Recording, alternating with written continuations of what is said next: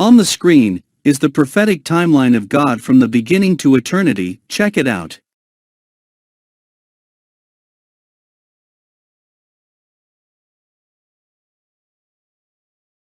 Going to the last book of the Bible, it will be noted that after the millennial reign of Christ written in Revelation 20, we find the white throne judgment. Check out Revelation 20:11-12, and I quote, "Then I saw a great white throne, and him who was seated on it.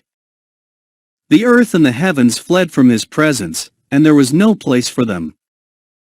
And I saw the dead, great and small, standing before the throne, and books were opened.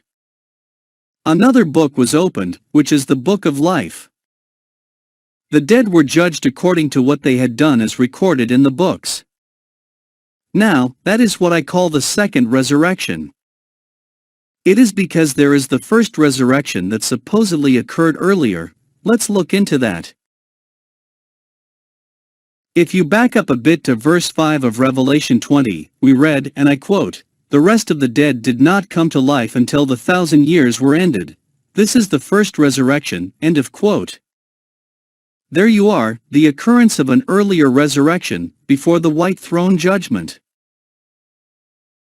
Now how do we know for sure if this is not the same resurrection earlier mentioned?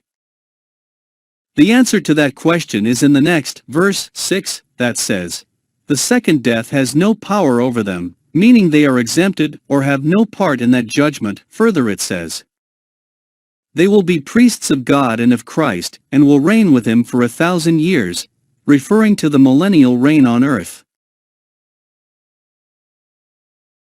On that basis, then much earlier from the beginning of the 1,000 years did the so-called first resurrection occurred. Actually, it is expected to happen no later than the beginning of the rule of the Antichrist.